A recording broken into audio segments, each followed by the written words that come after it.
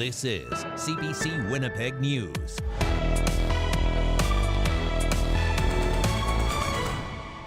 It's total whiteout. You can't see anything. It was a blizzardy, blustery day outside with high winds whipping around, making for dangerous roads and treacherous driving conditions. Good evening. Thanks for joining us. It was mayhem on Manitoba highways today as a blizzard paralyzed the southern part of the province. The chaos took hold Friday morning as powerful winds whipped up whiteout conditions. It left drivers in ditches and RCMP responding to dozens of crashes. As CBC's Josh Crabb reports, it also triggered an emergency alert after several multi-vehicle pileups. Dashcam video captured the aftermath of a collision involving multiple vehicles. This pileup on Highway 9 near Lockport Friday, one of several across southern Manitoba. A blizzard moved across the province, leaving a trail of destruction and devastation in its wake. Chris Park's wife was in one of the collisions. It happened on Fermor Avenue, just east of Lagimodiere Boulevard. It was total whiteout on the bridge, and there's like a 12-car pileup. Parks rushed to the crash after his wife called him about the collision. He arrived just as first responders were pulling her from the wreckage. Her pickup truck is wedged up like this between two semis. She's lucky to be alive. Winnipeg police say there were around 20 vehicles involved in the collision Park's wife was in. Officers say it happened around 10 Friday morning and one person was taken to hospital. With storms like this, we would suggest that people stay off the roads, be safe to yourself and as well as others. While the visibility on some city streets wasn't bad, roads in open areas and highways were treacherous. It got so bad, Manitoba Transportation and Infrastructure sent an emergency alert to people's cell phones, asking drivers to avoid all roadways in southern Manitoba due to near zero visibility, which led to multiple highway closures like the one behind me and collisions. Extremely brutal. Yeah, Highway 15 is definitely not recommended. In a Facebook post, the Roland Fire Department says there were no serious injuries in this 6-vehicle collision on Highway 3 south of Highway 23. In all, the RCMP says so far there have been between 50 and 60 collisions. Manitoba Transportation and Infrastructure Minister Lisa Naylor says the decision to send an emergency alert was made as weather conditions worsened and the number of collisions grew. It's the first time an alert has been issued for hazardous road conditions. We don't yet know the number of injuries or the acuity. We have some collision sites where it's almost impossible for emergency services to get there. Parks is glad first responders got to his wife. She was checked by paramedics and released at the collision site. She said people were just kept coming, and then she got hit from behind, then somebody hit the truck behind her. One of many crashes on what turned into a chaotic day on Manitoba highways. Josh Crabb, CBC News, Winnipeg. Now that emergency alert urging drivers to stay off the roads came too late for some. RCMP had reported 30 crashes by noon, and just hours later that number had doubled. It pushed some hospitals, including the province's largest emergency department, to brace for a mass influx of potential patients. CBC's Zubina Ahmed picks up that part of our coverage. Heavy winds, blowing snow, and almost zero visibility. Emergency vehicles responding to another multi-car pileup Friday morning. This one west of Winnipeg on Highway 1 near Headingley. RCMP directed drivers back to Winnipeg, with nearly all detachments in the province responding to highway accidents and people in the ditch, like Blair Haas. As soon as I turned off to Highway 12 to go towards Beausejour, with the wind blowing along with the road and that, you could no longer see the lanes, and for how long that particular gust of wind that was that squall that I was in, I unfortunately carried onto the shoulder and then got sucked into the ditch. 2 hospitals, Steinbach and St. Anne's, called a code orange to prepare for an influx of patients. A code orange alert was called at the Health Sciences Centre in Winnipeg too. Robert Lawsell braved the blizzard to make his morning appointment at the HSC. He drove in from the south perimeter of St. Mary's Road. It was really blowing and it was making it on the roundabouts they've got. It is certainly difficult because the wind is blowing around. You have to be very careful.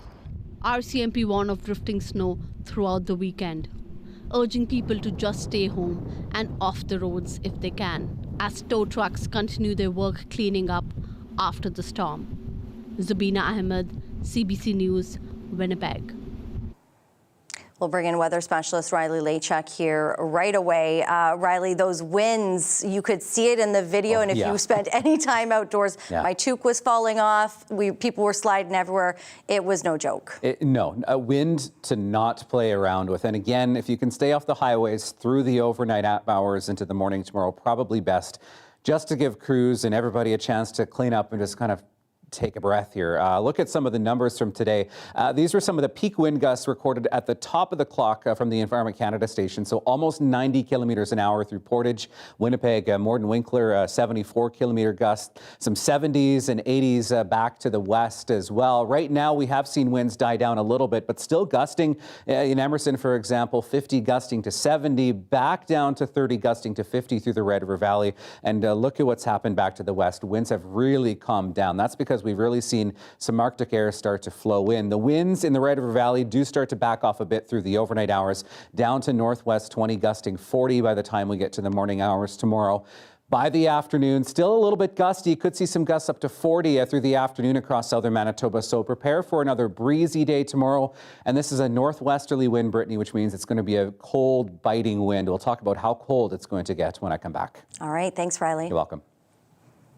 Earlier this week, Ottawa announced more details of a $1.3 billion border security plan. It's all to hopefully convince incoming U.S. President Donald Trump not to slap a 25% tariff on imports. The plan includes more technology, including drones and Black Hawk helicopters, and more officers on the border. The CBC's Karen Pauls went to the Manitoba-North Dakota border to find out what those changes might mean. This farmer's field on the Canadian side of the border is where 4 members of the Patel family froze to death trying to cross into the United States 3 years ago. Mrs. Patel was found just over along the westerly side of that fence right there. And despite that tragedy, the flow of people has not stopped. We're always anticipating what the future could look like with the new administration in the United States, and we're prepared to respond to that. But as for right now, it's basically what we've seen the last year. The cross-border movement of asylum seekers and illegal drugs like fentanyl is why President-elect Donald Trump is threatening hefty tariffs on goods entering the U.S. from Canada and Mexico, starting as early as Monday, Inauguration Day. Last month, our government presented a comprehensive border plan. Part of Canada's response, more drones and Black Hawk helicopters in the sky, more surveillance towers on the ground. And more officers and 80 more canine units to keep an eye on areas like this, the nearly 9,000-kilometer border with the U.S. We're doing a great job of defending the border as it is, but there are gaps, and we need to close those gaps. At ports of entry, where the Canadian Border Services Agency has jurisdiction, the plan calls for new technology like X-rays and handheld chemical analyzers to search for drugs. Our priority has always been to facilitate the free flow of people and goods that, can and should come into the country, while using that risk-based approach to identify those people and goods that we want to keep out of. There have been changes to Canada's immigration and asylum systems and commitments to increase defense spending. But if Trump still isn't satisfied and goes ahead with tariffs anyway, Canada is preparing to retaliate. Everything is on the table. All of this is creating concern for those living and working along the border as they brace for a trade war that could get ugly. What keeps you up at night? Well, the uncertainty behind the tariffs. We've heard that they're guaranteed, and if that's the case and the U.S. doesn't like Canada's response, what comes next? Until Trump makes his move, there will be ongoing conversations about how tariffs will hurt Canadians and Americans, how cross-border trade supports millions of jobs, and how the two countries are stronger and safer when they work together.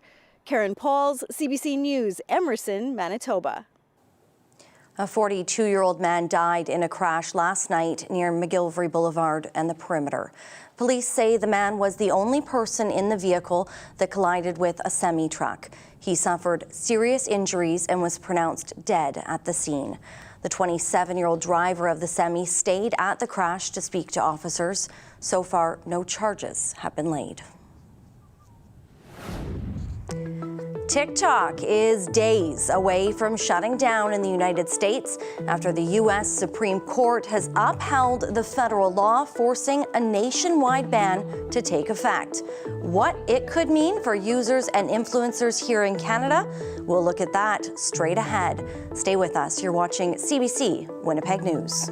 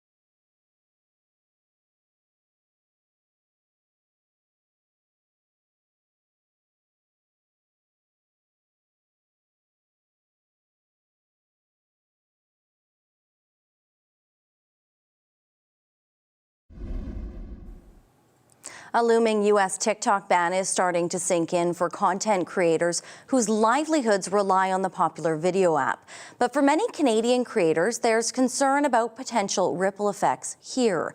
CBC's Felicia Adam has more. As a TikTok ban in the U.S. approaches, Canadian content creators are worried about what might come next, because while Canadians can still access the app, Local creators that use TikTok will see a drop in the number of views they're used to getting. Losing TikTok would be losing like a big chunk of my life. Peace Ogabili says she checks the news on her phone every morning. The uncertainty of what a TikTok ban in America would mean for her as a creator in Canada is worrying.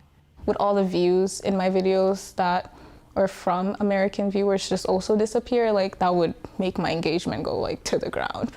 Ogabili has been a creator on the app since 2021. So far, she's gained a following of over 80,000. The views on her videos can go up to millions, but half of those views come from the U.S. A big chunk is in the United States. So you would be losing all of those? All of those, yeah, we'd be losing all these. The possibility of losing that, all of that, and all that hard work going down the drain. TikTok creators in Canada do not have access to a creator fund. They depend on brand and sponsorship deals. That's what makes up Ogabili's annual income. If her views drop, there's a chance those deals will disappear. Once brands start to see engagements low, they might go pivot to other creators that would have that high engagement. Charmaine Jennings is the owner of Strategic Charm, a digital marketing agency, and is also a TikTok creator herself. While she agrees the amount of engagement will change, she says it might actually be a benefit for Canadian creators. It might give content creators in Canada more of a space to take up room on the app and to become more of a prominent presence on TikTok. Regardless, Jennings says content creators should start building a following on other social media platforms. This way, they'll be able to create money no matter how politicians and platforms change the rules. Felicia Adam, CBC News, Winnipeg. Work to demolish the Arlington Bridge could begin this year. The Public Works Committee approved a motion to devote $30 million from future budgets toward the demolition and design of a replacement bridge. The motion still needs approval from Council. Mayor Scott Gillingham says he will consider it. Right now, we are paying every year, we're paying for maintenance on that bridge just to keep it standing in a decommissioned state. The bridge has to come down at some point. My understanding and guess is that the costs of demolition are only going to increase over the years. The motion calls for $20 million from the 2026 budget with authorization to use that money this year.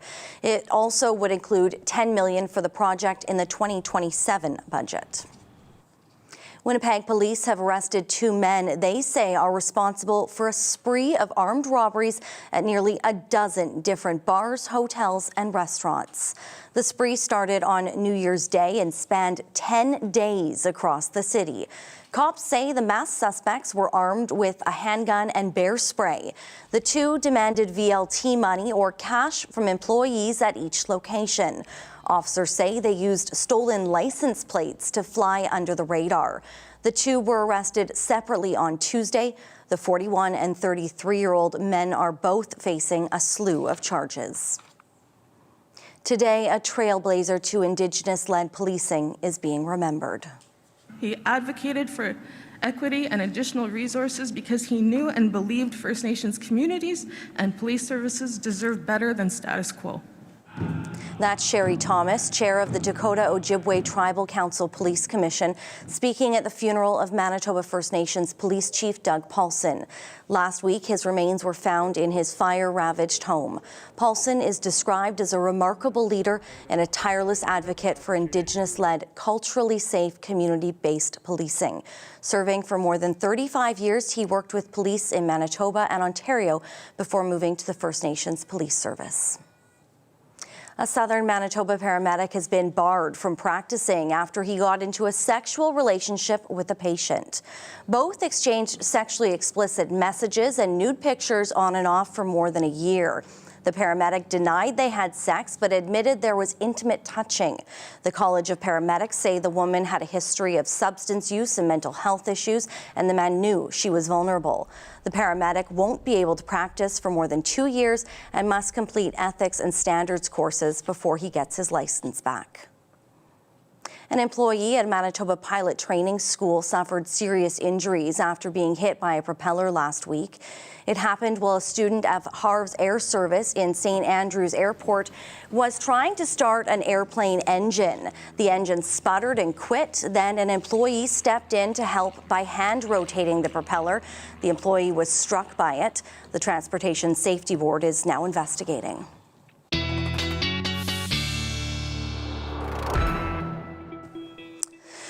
My goodness, Riley, it has been a busy day on the roads. It's been a busy day in this newsroom. Yes. You have been a very busy man trying to keep everybody up to date with the closures and what is happening.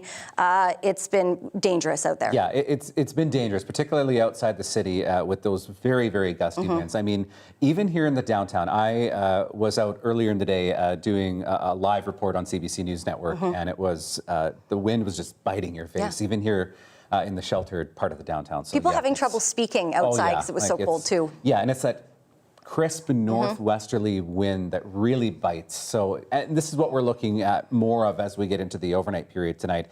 And some extreme cold warnings right in behind all of that wind. So let's start with the extreme cold warnings. So these have now been issued for the Parkland region, Dauphin, Swan River, into Grand Rapids, and even into parts of eastern Manitoba. We're looking at wind chill values minus 40 or colder for this region through central Manitoba. This is frostbite on exposed skin in less than 10 minutes for this region here. Still a blizzard warning for the North Basin of Lake Winnipeg. For Gillam, Thompson, God's Lake, the Island Lake region, into Lynn Lake, into Dooley Lake, this is wind chill values more like minus 50 overnight, including Churchill, which is looking at frostbite on exposed skin in minutes overnight. So we're looking at some very cold northwesterly air moving in behind this as an Arctic ridge begins to set in. Already really cleared our skies out throughout the afternoon hours here, and even into the evening, we're starting to see more of that cloud exiting. Futurecast, I don't have a lot to show you. It's smooth sailing, basically, from here on out right through the weekend. Aside from into Sunday, maybe a little bit of passing high-level cloud you can see here, but other than that, we're looking at mainly sunny skies really right through the weekend and to start next week. So forecast temperatures, we'll take a look here at 8 o'clock in the morning. First off, we're looking at temperatures minus 28 in Swan River, minus 26 in Dauphin. Brandon looking at minus 25 first thing in the morning.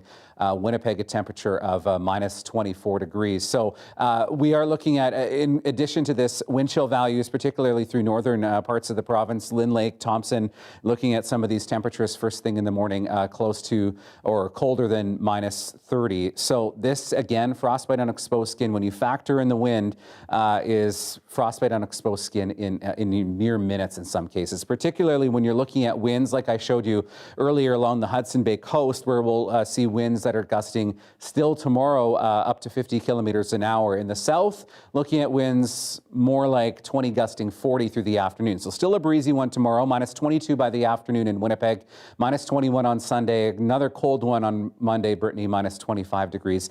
And then we finally start to climb the hill back towards seasonal by the time we get to mid next week, with maybe some flurries coming later in the week next week. I'll have that coming up in your 7-day. We are not off that weather roller coaster yet. Not yet. Thanks, Riley. You're welcome.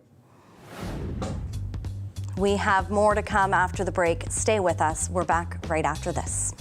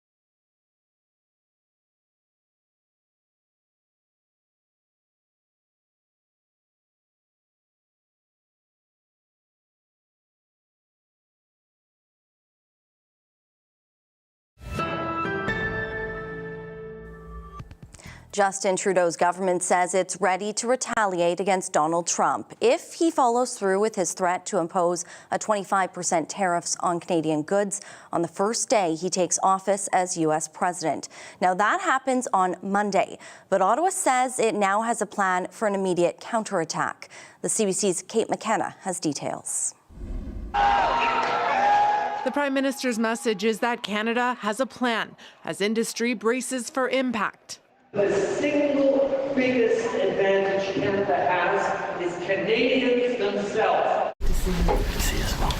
Today, Justin Trudeau met with his new U.S.-Canada Council, a nonpartisan group of business and policy leaders convened to deal with the tariff threat. Good morning, everyone. I hope you could all hear me online. It's great to see everyone here today. He told them Canada's ready to hit back if Trump moves ahead with a 25% blanket tariff on Canadian goods. This could be devastating. This would be basically starting a trade war. The Americans would be starting a trade war against us. CBC Radio Canada has learned the Trudeau government is planning a first round of counter tariffs to be released as soon as Monday. The expectation is that the first round of response, should they have to go to that level, would have a relatively minimal impact on the Canadian economy, but would get the attention of key stakeholders south of the border. The plan targets $37 billion in American goods. If that doesn't work, there's a second retaliatory tariff list that targets $110 billion of American goods. Canadian officials say everything is on the table. We're fighting for our country, we're fighting for our economy, and we're fighting for Canadian jobs. New revenue from tariffs could support workers and businesses caught up in the trade war. We want to make sure that ultimately, indeed, we use the revenues to support Canadians. Canada's Foreign Affairs Minister spent time in Washington, telling Republican decision makers it'll be American consumers who end up paying more. A lot of senators are very surprised by the numbers we're giving them. A lot of senators have never heard about this Trump tariff tax. Since Trump first made his tariff threat, Canadian officials have been working nonstop, appearing on American TV, meeting with American lawmakers, and even visiting Trump himself at Mar-a-Lago. But it's still not clear what's going to happen when Trump returns to the Oval Office on Monday. Kate McKenna, CBC News, Ottawa. The uncertainty about the tariffs is also occupying leaders here in Manitoba. One question is whether Trump's tariffs would apply to Manitoba hydro sales to the United States and what the Crown Corporation plans to do about it. Now, this was the most contentious subject of today's Crown Corporation's meeting at the Manitoba Legislature. CBC's Bartley Kivas just got back from the meeting and joins us now in studio. Bartley, how would U.S. tariffs affect Manitoba Hydro? Well, potentially a lot. In 2023, Manitoba exported $702 million worth of energy to the United States, mostly to North Dakota, Minnesota, and Wisconsin. Now, depending on water conditions, hydro exports anywhere from $500 million to $900 million of power to the U.S. every year. This makes hydro one of our biggest exports to the U.S.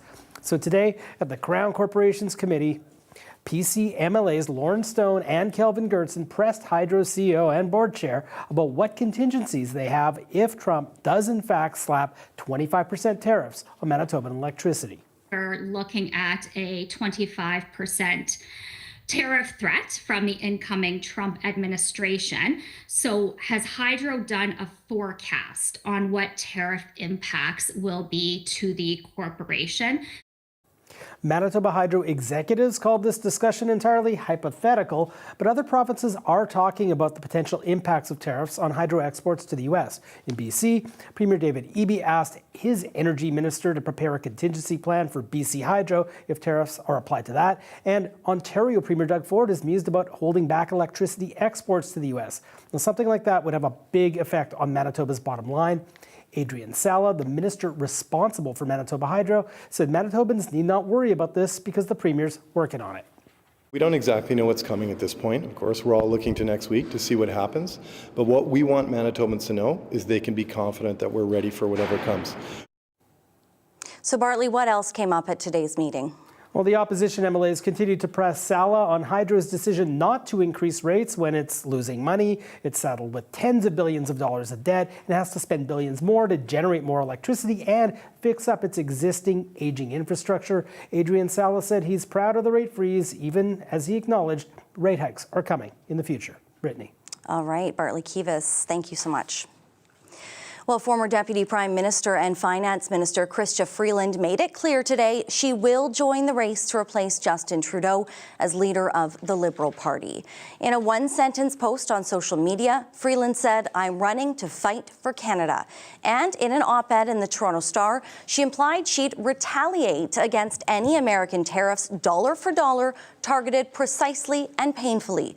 Freeland will officially join the race on Sunday. Former Bank of Canada Governor Mark Carney launched his campaign yesterday, while sources tell CBC News that Government House Leader Karina Gould will announce her candidacy tomorrow. And Resource Minister Jonathan Wilkinson now says he will not join the race. Israel's cabinet has approved this week's Gaza ceasefire agreement. In a meeting that extended late into the evening, 24 ministers voted in favor and 8 against. Early in the day came the news that Prime Minister Benjamin Netanyahu's security cabinet had approved it, but in the full cabinet there was opposition. 2 hardliners have threatened to resign, one demanding the deal be rejected, the other that the war resumes when the agreement's 6-week first phase ends. Israeli warplanes have kept up strikes in Gaza. Officials say more than 100 people have been killed since the agreement was announced Wednesday. They say the total killed since October 2023 is now approaching 47,000. Advocates say Canadians face some of the longest delays in the world for new life-saving cancer drugs. Patients first have to wait for approval by Health Canada, then for their province to decide if it will reimburse them for the drug treatment. The process can take years, and many patients fear they will die before they can get access. CBC's Nicole Williams has more. For nearly 20 years, Glenn Hussey has lived with myeloma, a type of blood cancer. He's undergone years of treatment, including 2 stem cell transplants. Your focus suddenly becomes very much short-term as opposed to long-term. I don't look at 10 or 15 years anymore. I look at the next year or 2. While there is no cure for myeloma, Hussey is still hopeful for any new medical breakthroughs. But even if there are, he could wait years before getting access to the drugs. As a patient, the first thing you want is the best treatment possible, and you want it as quickly as you can. This oncologist, all too familiar with how it feels to tell patients their limited options when it comes to treating their cancer. Our government approval by Health Canada can take about 6 months longer, but after that it can take another 1.5 to 4 years longer before the funding is finally approved because of the multiple steps that happen after the initial approval. He says that's because of how rigorous Canada's approval process is. Not necessarily a bad thing, but one he and other advocates say is still too long. Pair that with how long it then takes each province and territory to determine if it has the budget to cover the cost of the new drug, and some patients end up waiting even longer. That idea of postal code medicine doesn't sit well with us at all. We actually want a situation where all Canadians, no matter where they live, get access to the same drugs. If they are drugs that are going to prolong or save someone's life. This week, Canada's health minister announced $32 million in funding to improve access to new drugs in New Brunswick. But advocates say that kind of investment needs to be standardized across Canada because not every patient can afford to wait for life-saving treatment. Nicole Williams, CBC News, Ottawa. Officials in Kingston, Ontario say many families there are struggling to afford food and other basics. They say the situation is so severe they've declared it an emergency. And it's not the only city in the province to do so. Dan Tekema has more. People are drowning. They're underwater. For Kingston Councillor Greg Ridge, the pain of food insecurity is personal. His dad was hurt on the job when he was growing up, and at times their family struggled. I remember once in in the kitchen. My mom was crying, and I went over and I gave her a hug, and I said, "Mama, it's going to be okay." And these are things that they stay with you for the rest of your life. They could affect your mental health. Thank you very much. This week, Ridge and the rest of Kingston City Council declared food insecurity an emergency, and they're calling on the province for help. Public health officials here say roughly 1 in 3 households is being forced to choose between food and other basics. At this meal program, staff see that reality every day. Food insecurity has increased in community, and we're seeing more people visit that are from all walks of life, people that are employed, people that are unhoused, and everything in between. So it's not getting better. Kingston isn't the first Ontario municipality to declare an emergency. Toronto and Mississauga have done it too. In a statement to CBC, the Ministry of Children, Community and Social Services says the province has boosted rates for the Provincial Disability Support Program and continues to invest in school meal programs. But officials here in Kingston say more, much more, is needed. Dan Takama, CBC News, Kingston. Coming up after the break, we'll take you someplace warm. Plus, we'll be checking in with Riley Lachuk for more on the forecast. This is a perfect escape if you can't get out of the cold. Stay with us. You're watching CBC Winnipeg News.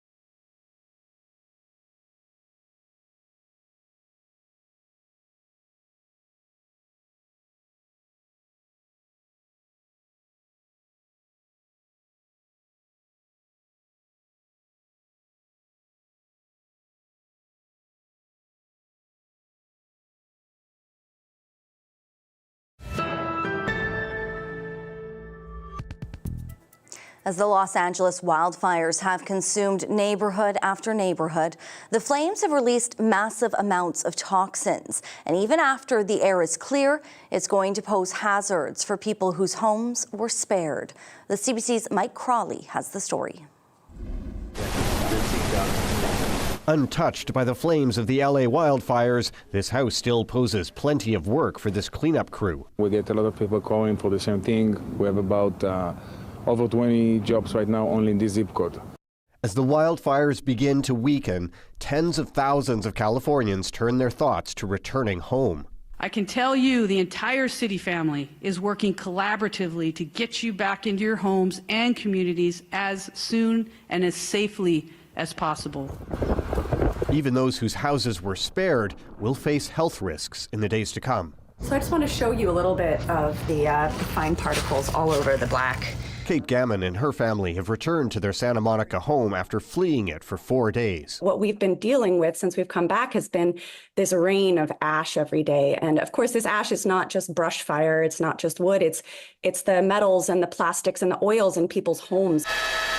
Toxic after effects of urban wildfires can linger for months.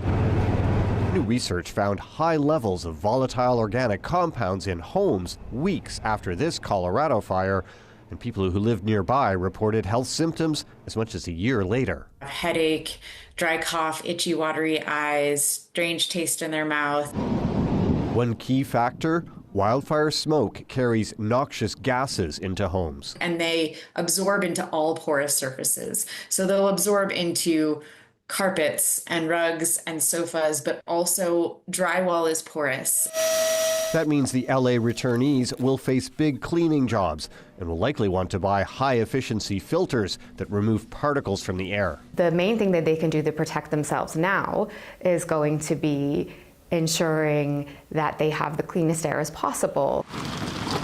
Little is known about the long-term health effects of exposure to wildfire smoke, although some research suggests it may bring elevated risks of some cancers.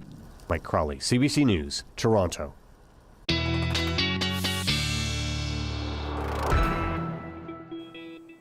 Riley's back, and Riley, I feel like for a couple weeks now we've been talking about Riley's roller coaster of weather, Mother Nature's roller coaster.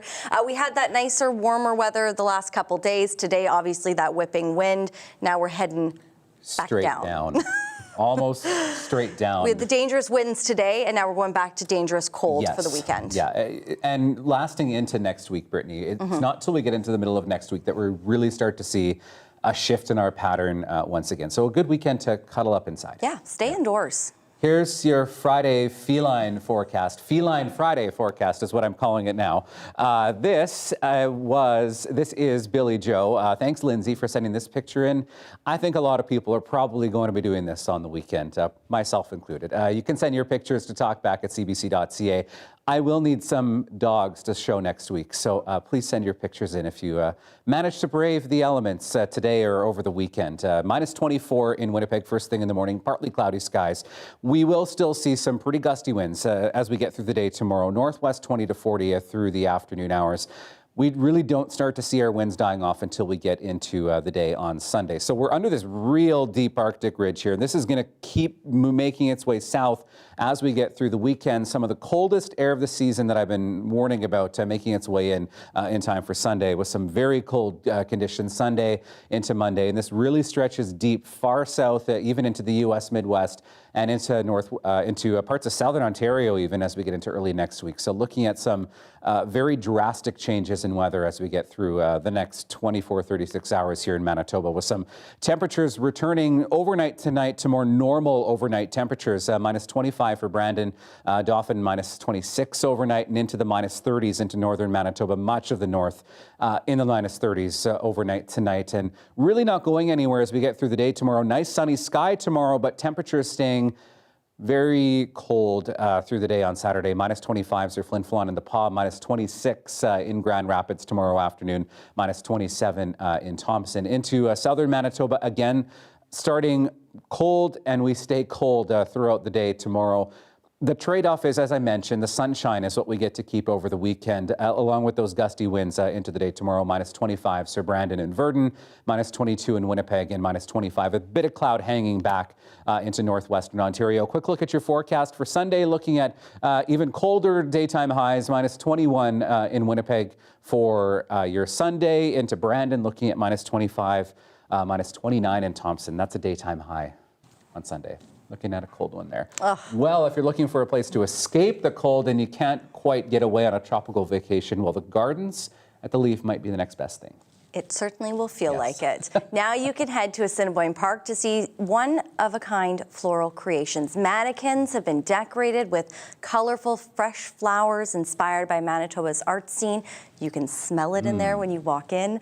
CBC Manitoba community reporter Shannalee Vidal checked it out. Artistic floral creations are on display in Winnipeg. Mannequins have been intricately adorned with colorful, fresh flowers inspired by Manitoba's art scene.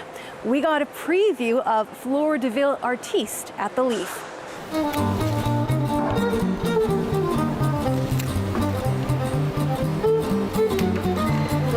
My name is Tina Barclay. I'm one of the co-founders of Fleur de Ville, and I have the best job on the earth. We produce luxury flower shows all over the world, and we're thrilled to be back here in Winnipeg at the Leaf for our second annual flower show. We work with local florists in each city. So we have brought together 16 of Winnipeg's finest florists to showcase their talent, and we've partnered them up with a different cultural institution here in Winnipeg, because this series this year is called Artiste. So we're bringing to life orchestras, symphonies, ballets, plays, all sorts of different kinds of arts, telling stories through flowers, not just showing pretty flowers, but telling the stories. It's like floral theater. So one of my favorites that has just been finished is a female trumpet player, and you'll see her in her suit, her power suit, with her botanical trumpet in her hand. You'll see a ballerina that's in the image of a peacock from the Royal Winnipeg Ballet. Fash Florals has created a hoop dancer. So these are the kind of things that we're bringing to life in tandem with the cultural institutions. Perfect, thank you. It is a historic moment. I'm Andrea Purcell. I own Addison Taylor Floral Design. This is our first time at the Fleur de Ville show. I saw it years ago in Vancouver and was just in awe, and knew for sure that that was something that I needed to be a part of if it ever came to Winnipeg, and here we are. Our mannequin is Gwen Hobig from the Winnipeg Symphony Orchestra. We have the 9-foot life-size violin behind her. We really wanted to showcase that as, you know, it is her 37th season and she's stepping away this year. We have surrounded her in big blue beautiful waves representing this, one of the pieces that she plays by Debussy. So we wanted our podium to be Gwen at her final concert this Mother's Day at the concert hall, surrounded by Lemaire. And we have the 3 composers, Debussy, Strauss, and Mozart, looking back on her. You heard from Gwen Hobig about what she thinks of this? You know, I sent her a Facebook message actually, trying, because I for sure would love to meet her, and you know, I'd love to see what she thinks of it. That's super important. But I have no doubt that Fleur de Ville will arrange that for us. What do you think about having Fleur de Ville here at the Leaf in particular? It is so special to be in this building. We are so thrilled to be here. This is our home away from home when we're in Winnipeg. So when we were first in touch with the people at the Leaf at Assiniboine Park several years ago, it had yet to even open. And I think that we both felt that the marriage was such a match made in heaven. But when we came last year for the first show, that was solidified. It is such a beautiful backdrop for our shows. We are privileged and honored to be here to do the shows here. It doesn't matter how old you are, what language you speak, how much money is in your bank account, everyone loves flowers. It's a universal love. So people love to come to the shows because they can relate. We celebrate flowers with every major milestone in our lives. It's just a joyful experience. And so we love bringing flowers to the people in this unique way. Fleur de Ville Artiste is on now through January 26th at the Leaf. For CBC Manitoba, I'm Shannalee Vidal. Now to some amazing video sent in to us this morning showing the skies over Turks and Caicos. Now this is not a meteor shower, it's fiery debris from a SpaceX Starship rocket that broke up shortly after launch. The company says they lost contact with the spacecraft just 8.5 minutes into the flight when the rocket's 6 engines shut down one by one. A preliminary investigation reveals a liquid oxygen leak likely caused a pressure buildup, which led to the explosion. This was the rocket's 7th test flight. Dozens of flights over the Gulf of Mexico and Caribbean were diverted last night, but there are no reports of any injuries from the debris. And here, another very cold and very windy shot of the conditions that we saw for most of the day today. Of course, Riley is back with a last check on our very cold weekend forecast. You're watching CBC Winnipeg News.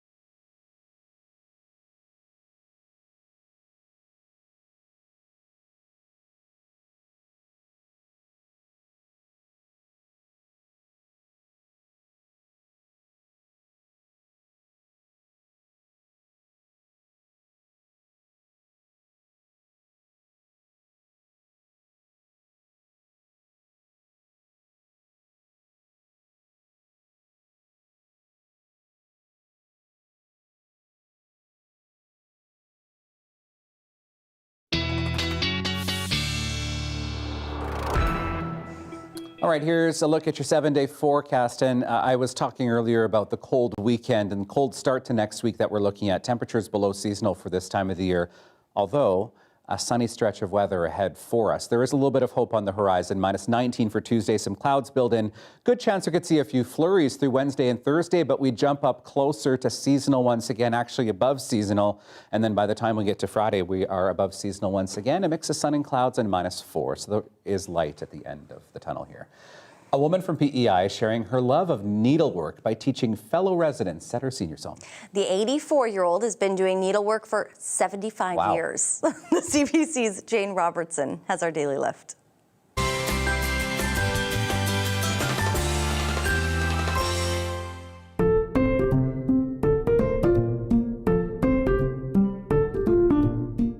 I think, I have to say it, I think it is addictive.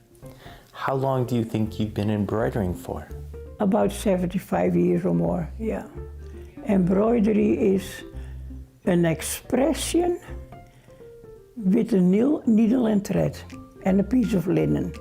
And some pieces I worked on for years, but other pieces kind of inspire you and you go along the way you see it right. This picture behind me on the wall was created by one of our residents, Gonda Visser. And Gonda is extremely talented with needlework and a combination of different type. Too many that I don't even know all those types, and I've learned so much more of them since she's moved in here. But this was one that she kindly donated to us at Andrews of Stratford for all the residents to enjoy here in the home. And I just do something. No, your mind is working because you are totally involved in what you're making. I hope they are inspired. I really hope that they would say, wow, I want to do that too. But then I say, you can do that. It is nothing more than try it out. All right, Hillegonda, I'm in if she teaches me. Exactly. It looks like a lot of work. I don't know if I have the patience for something like that. No. It looks a little too intricate for my fingers. Right? I know. To try to get in there for all those little stitches. I don't know if I can do that. But good for her. And you know what? Definitely the weekend to be doing it. Exactly. Any activity indoors. Yeah. We really hope everyone is just taking it easy tonight, over the weekend, staying safe, staying warm. And we will see you back here on Monday. Have a great weekend. Bye.